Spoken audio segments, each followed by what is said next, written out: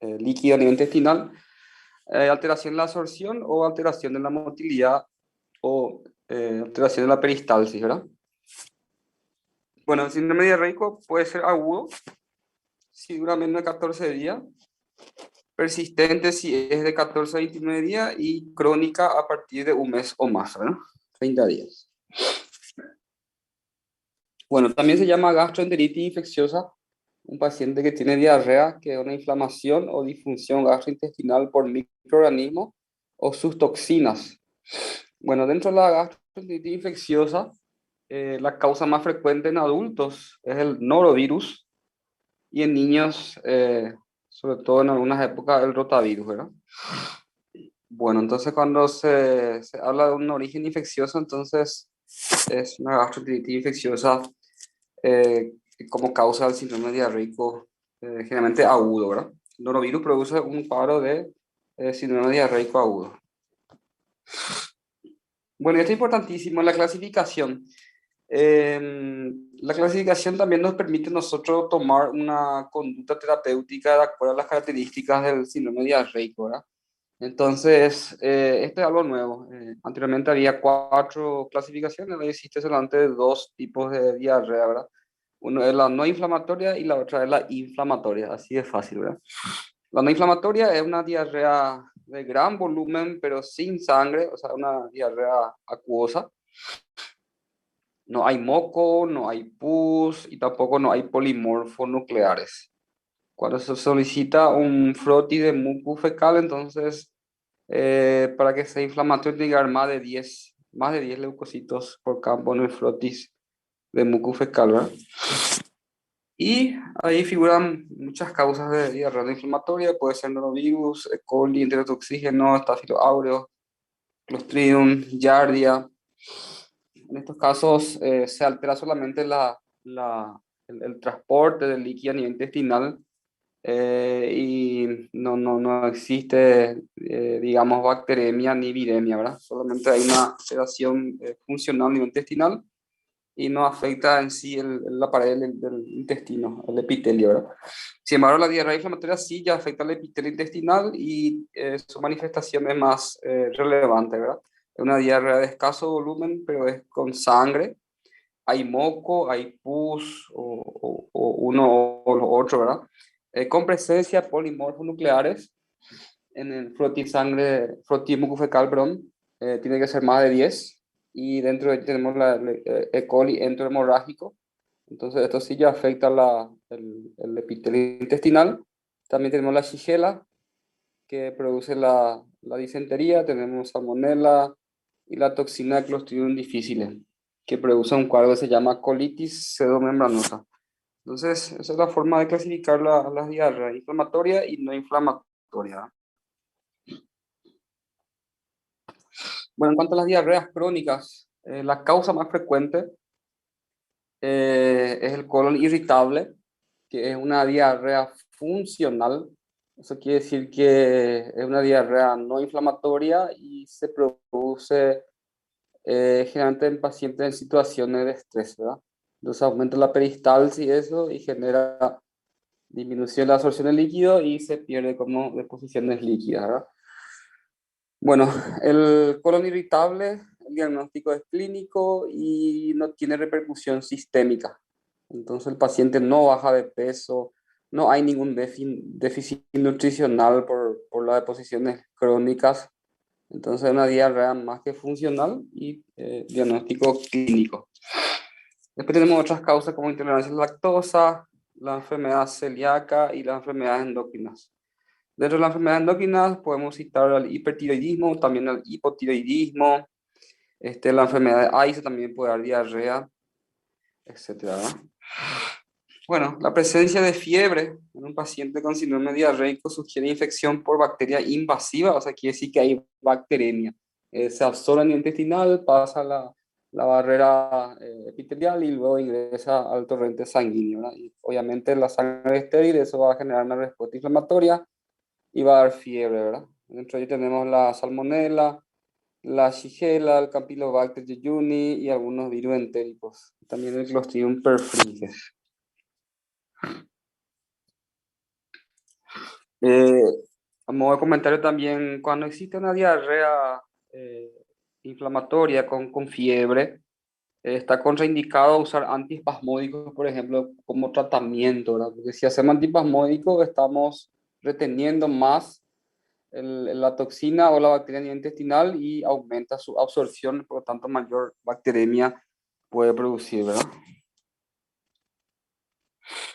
Bueno, en general, las diarreas, sobre todo las diarreas agudas, tenemos que saber que un gran porcentaje son autolimitados, ¿verdad? O sea, se cura solo. Sobre todo en pacientes jóvenes sin factores de riesgo, eh, son autolimitados, duran 24, 48, 72 horas en general, lo más frecuente, ¿no? Entonces, en esos casos no está indicado hacer ningún estudio diagnóstico específico cuando no existe ningún factor de riesgo, un paciente joven, una diarrea leve moderada. Generalmente eso se resuelve de forma espontánea y lo más importante solo es mantener una buena hidratación para evitar deshidratación, ¿verdad? Aunque es poco probable en pacientes jóvenes sanos. La deshidratación se ve más en niños o ancianos con enfermedad de base, ¿verdad?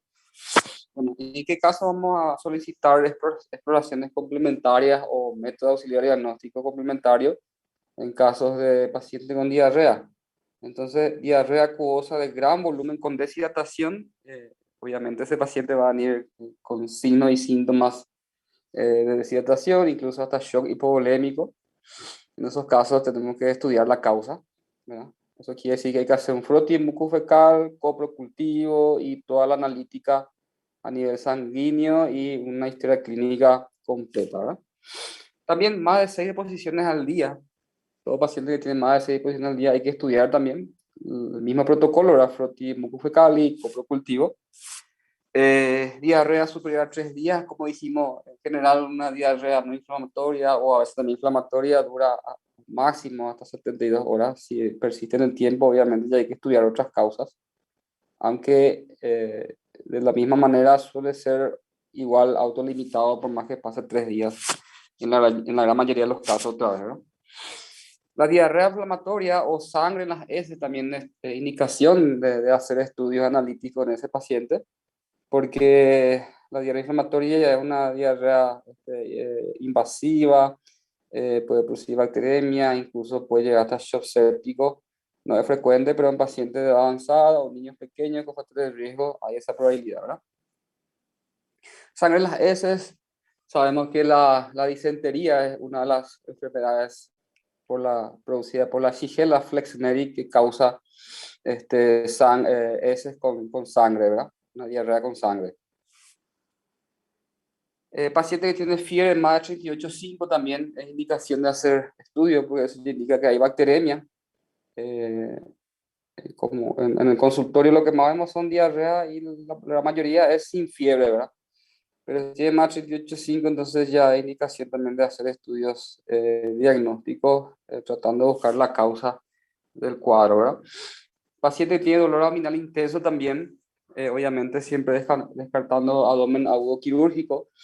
Generalmente los síndromes diarreicos o hablando específicamente de la gastroenteritis infecciosa, sabemos que eso produce aumento de los ruidos hidroaéreos, ¿no?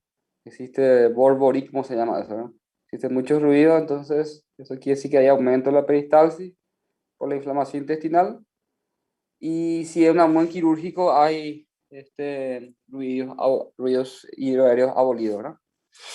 Es una diferencia importante para saber, ¿verdad? Pacientes que están hospitalizados, sobre todo esos pacientes que están recibiendo antibióticos ya por varios días, esos antibióticos pueden producir un cuadro que se llama disbacteriosis a nivel intestinal, porque elimina algunos tipos de bacterias y eso hace que predomine otro tipo de bacterias, entonces existe un desbalance de las bacterias que habitualmente hay en el intestino, ¿verdad?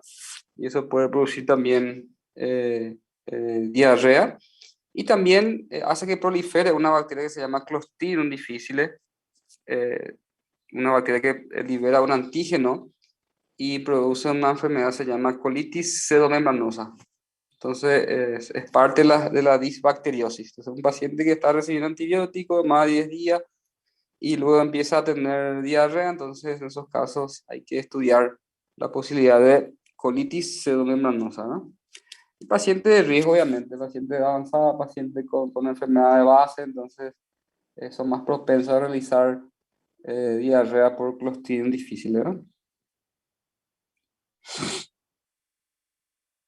Bueno, en el paciente con diarrea aguda sanguinolenta debe practicarse una rectosimoidoscopía. También sabemos que tenemos que descartar dos enfermedades, que es la enfermedad de Crohn y la colitis ulcerosa, que también se manifiesta con diarrea con sangre, ¿verdad?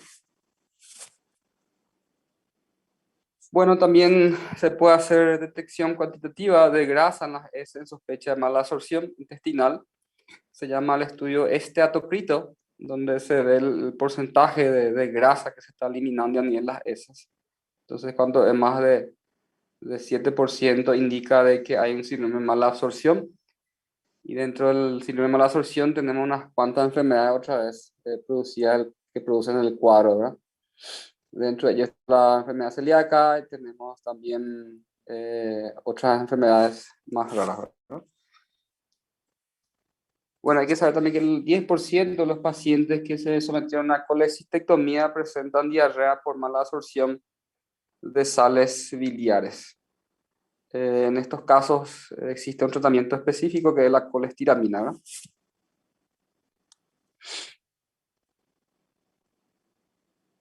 Bueno, la causa más frecuente de mala absorción de hidrato de carbono es la intolerancia a la lactosa, que puede ser congénito de nacimiento o adquirido ya después en los niños o en la edad adulta, ¿verdad? Bueno, en cuanto al tratamiento en general, dijimos que la mayoría de los cuadros son autolimitados. No es que a todos le vamos a dar antibióticos o antiespasmódicos como tratamiento sintomático, hay que ver la característica de cada paciente, ¿verdad? Entonces, lo más importante siempre es mantener una buena hidratación. Como le dije, un paciente sano joven es difícil que tenga un grado de repercusión importante. Ahora, los extremos de la vida, sí, ¿verdad? Los niños menores, los ancianos, sí tienen más riesgo de deshidratación sintomática, incluso llega hasta shock hipovolémico, ¿no?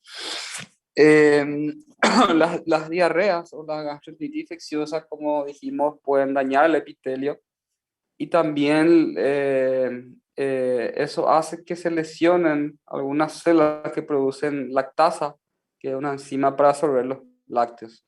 Entonces, toda gastroenteritis infecciosa puede generar una intolerancia transitoria a la lactosa o intolerancia secundaria, también se llama eso, porque es secundaria a una enfermedad inicial, ¿verdad? Entonces, se recomienda evitar lácteos, leche los primeros 5 días, porque puede haber una intolerancia a la lactosa que va a perpetuar otra vez la diarrea del paciente, ¿verdad? Bueno, lo que nos comenté también que existen algunos medicamentos que pueden dar diarrea. Dentro de los más conocidos tenemos el sulbactam, ¿verdad? La amoxicilina que viene combinado con el sulbactam, el IBL. Es una causa frecuente de diarrea por antibióticos, ¿verdad? Bueno, ¿cuándo usar antibióticos en los casos de síndrome diarreico agudo inflamatorio? Son las mismas indicaciones que cuando vamos a estudiar. O sea, un paciente que viene a urgencia con una diarrea acuosa de gran volumen, con deshidratación o shock hipovolémico, a ese paciente le damos a dar antibióticos de entrada. Si tiene más de 6 posiciones al día, le vamos a dar también antibióticos de entrada. Diarrea superior a 3 días, o sea, puede ser un paciente que venga a consultar el primer día y después viene al cuarto día y dice que no sé la diarrea, entonces en esos casos también es indicación de utilizar antibióticos, ¿verdad? Diarrea inflamatoria, obviamente, eso va a cursar con fiebre, generalmente más 38,5, ¿verdad? O presencia de sangre en las heces, que indica una disentería por la Shigella flexneri. Fiebre alta también es una indicación de antibiótico, dolor abdominal intenso, pacientes que tienen infección confirmada por Clostridium difficile, que es la colitis membranosa, Y paciente con inmunosupresión, ¿verdad? Un paciente con VIH, con una diarrea aguda, vamos a darle antibiótico. Un paciente diabético, descompensado, un paciente oncológico, son factores de riesgo que también ameritan el uso de antibióticos, ¿verdad? Para el diagnóstico de la colitis melanosa se puede solicitar antígeno en heces de la bacteria, con eso se confirma el diagnóstico, ¿verdad? Bueno, entonces las mismas indicaciones de cuándo hacer un estudio de la causa de la diarrea, también el mismo para, como indicación de uso de antibióticos en estos casos, ¿verdad? Bueno,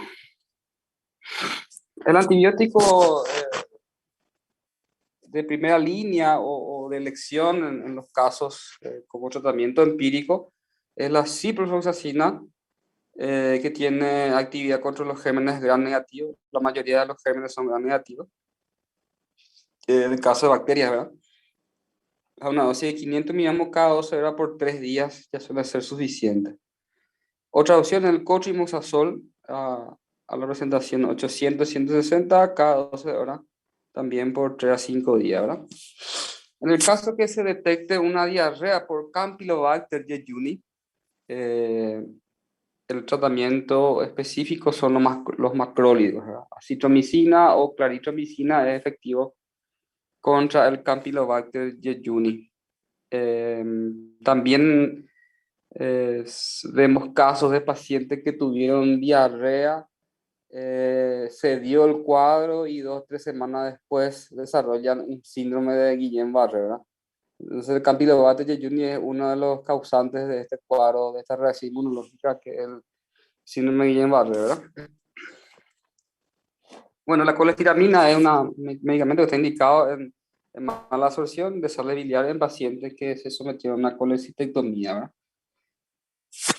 Bueno, también tenemos algunos antidiarreicos, que son medicamentos del grupo de los opiáceos, como la loperamida, la codeína y el difenoxilato. Pero esos medicamentos están contraindicados en pacientes con diarrea inflamatoria, ¿verdad? Porque la diarrea también es un mecanismo de defensa hasta cierto punto, ¿verdad?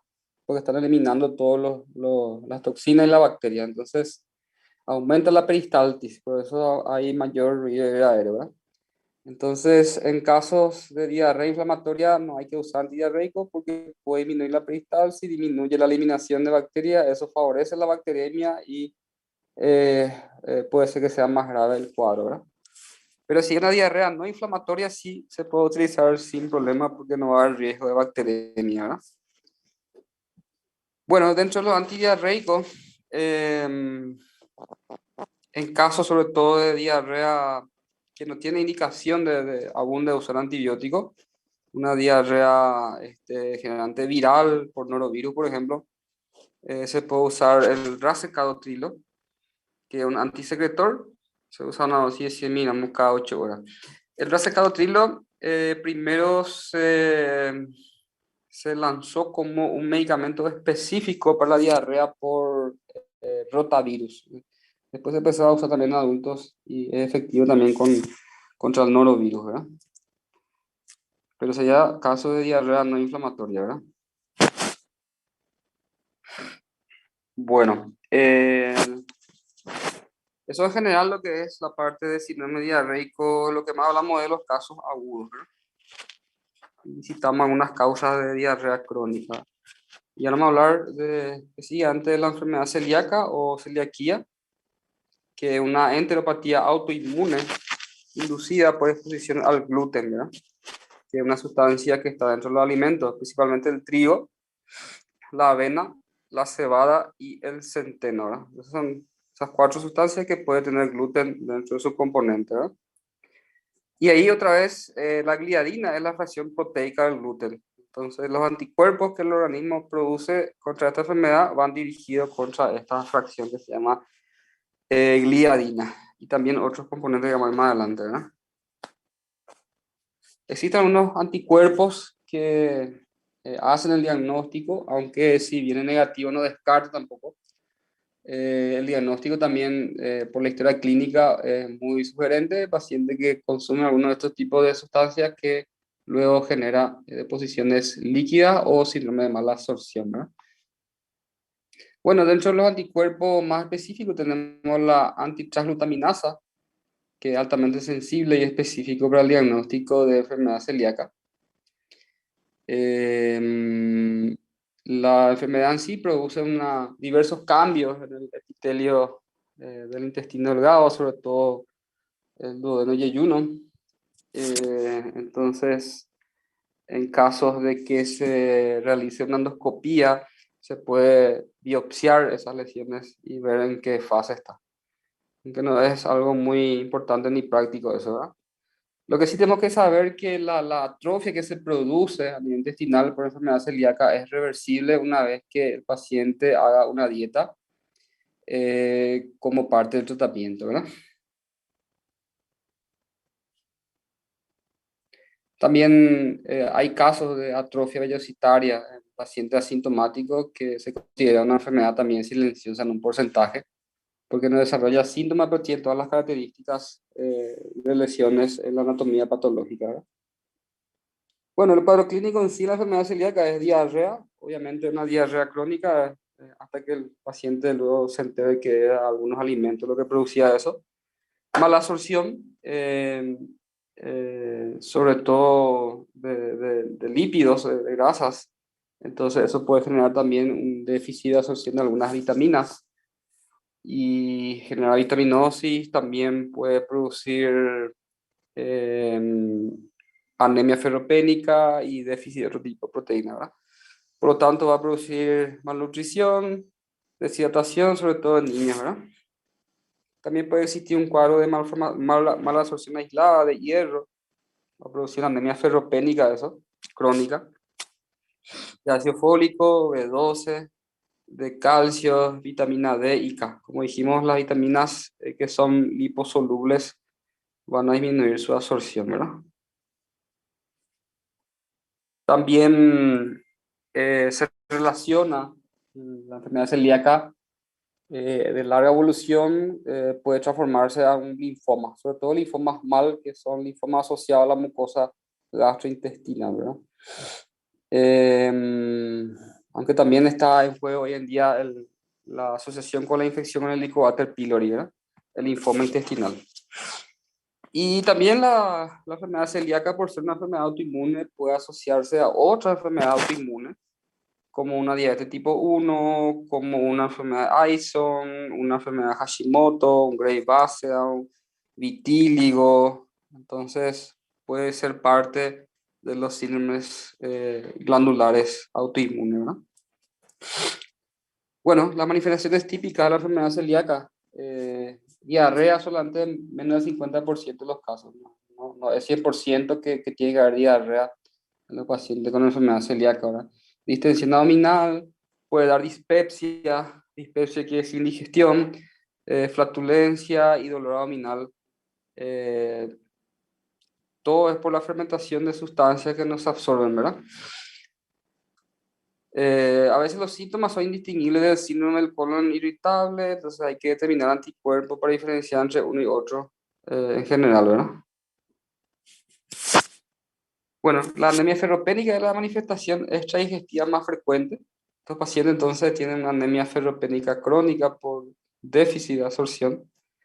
También el déficit de absorción de vitamina D ha producido osteoporosis. En el 30% existe un aumento de las transaminasas hepáticas.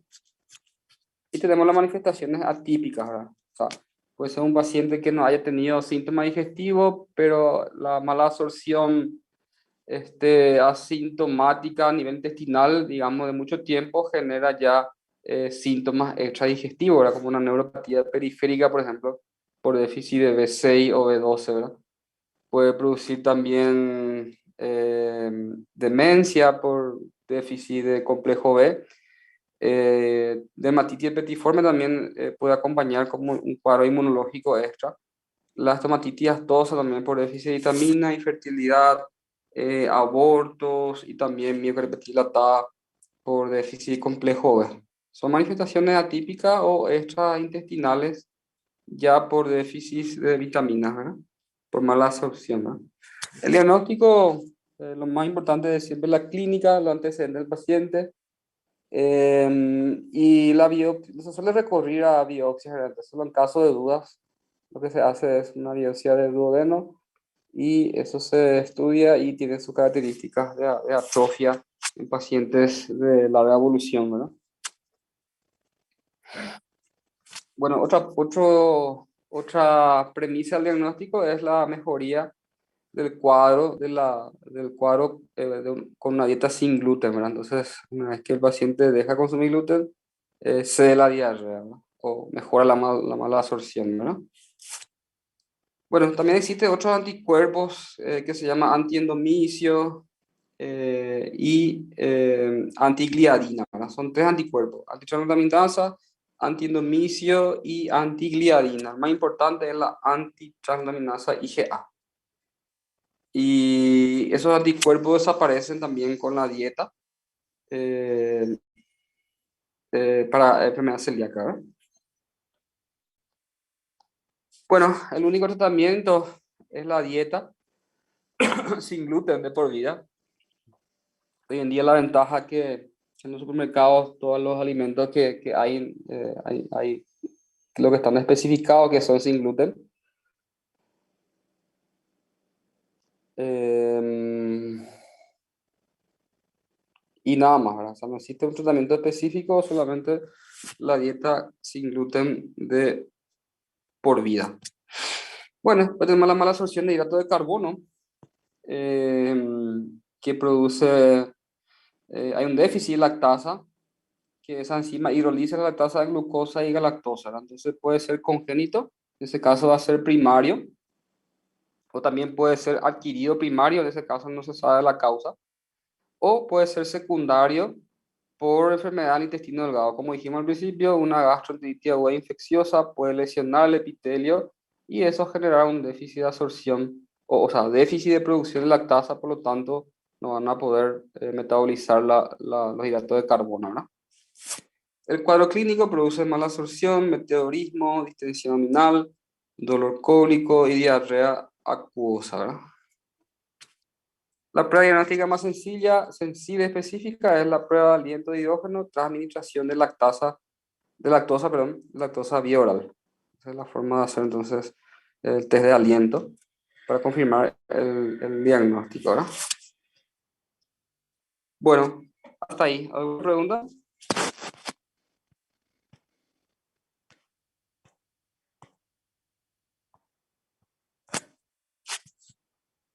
No hablamos de enfermedad crónica ulcerosa porque eso van a dar seguramente en cirugía, ¿verdad?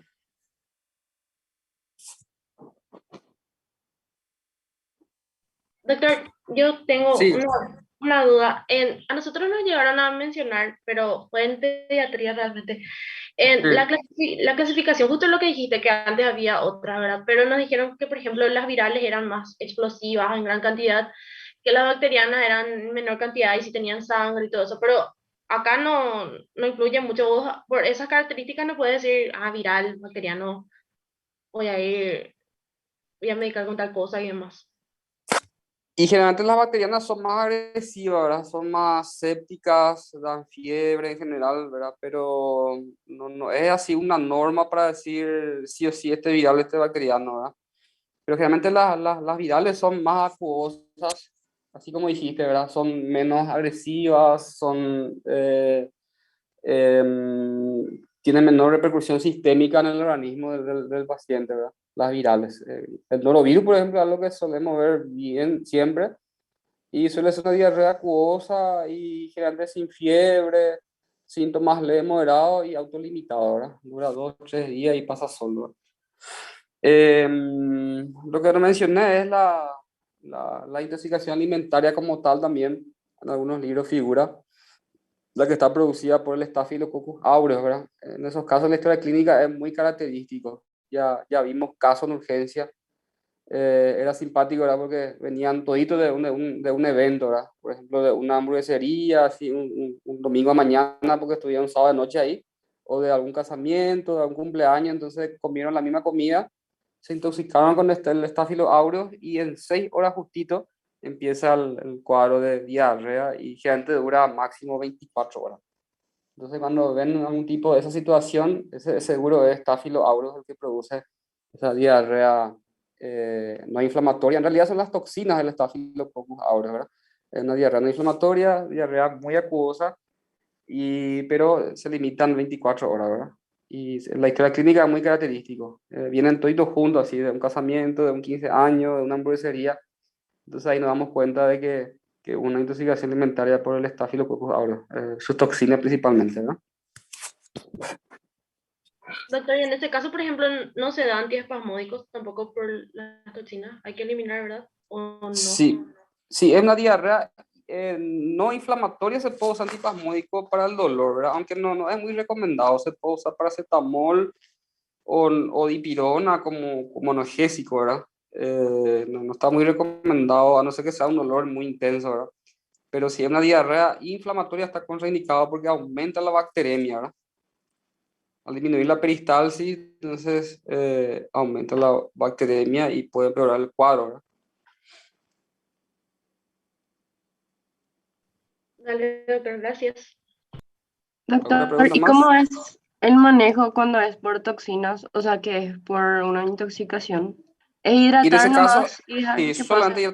solamente hidratación y esperar que pase. Otra cosa también interesante que leí, que se usa mucho, ¿verdad? Tipo una moda nomás, usan mucho los probióticos. ¿Cómo se llama?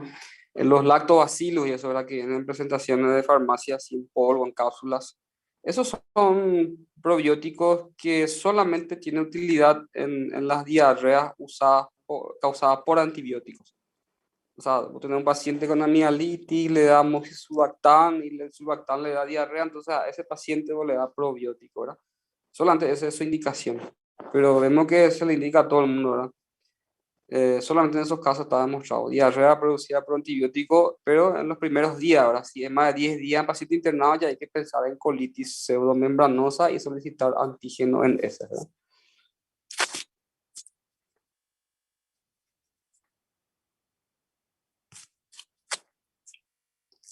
Lo más importante es la hidratación. Más del 90% de las diarreas son agudas y autolimitadas, ¿verdad?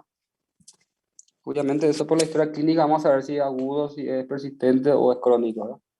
Entonces, dependiendo otra vez del tiempo, cambia el algoritmo diagnóstico. Pero hay otra vez, la causa frecuente de diarrea crónica es la colitis, el colon irritable. Síndrome de colon irritable, que es una diarrea funcional. El paciente no baja de peso, no hay déficit de absorción, no hay avitaminosis, no hay anemia, nada. Y está relacionada con situaciones de estrés. Y generalmente son pacientes que tienen a su vez migraña o tienen a su vez fibromialgia y se acompaña también de síndrome de colon irritable, ¿verdad? Más frecuente en mujeres otra vez, y jóvenes. Y ahí el tratamiento sería evitar las situaciones de estrés nomás, doctor, porque Y no, claro, sí, es ahora. psicoterapia. Psicoterapia. No necesito un medicamento que esté específico para eso. Es solamente controlar las situaciones de estrés, ¿no? Y el zinc también se administra, doctor. Ahí, por ejemplo, se puede usar antiespasmódicos sin problema, ¿verdad? Porque es una diarrea funcional, mano, va a producir una bacteria. Entonces, el colon irritable sí da mucho cólico intestinal. Eso puede dar mucho dolor y se puede usar antiespasmódicos sin problema. ¿Cómo? ¿Me pregunta? Si se puede usar el zinc con los probióticos. El zinc tampoco no está demostrado, no hay nada concluyente de eso, ¿verdad? Cuestión más comercial. No sé si en pediatría hay algo demostrado, pero en clínica, lo que yo leí, el zinc y los lactobacilos que se usa así como caramelitos no tienen ninguna. Aparte que es carísimo. El probiótico, los lactobacilos son caros, más de 80.000 sale cada presentación, ¿verdad? O sea, no compensa hacerle gastar al paciente por algo que científicamente no tiene relevancia, ¿verdad? Así como le dije, solamente cuando una diarrea producida por el sulbactam, por antibiótico, ahí sí.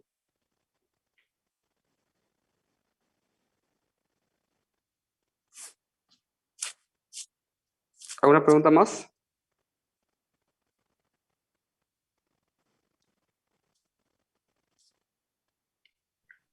Creo que no, doctor. Bueno, excelente. Continuamos el jueves entonces a la 1. Dale, gracias. Doctor, gracias. Chao, doctor, gracias.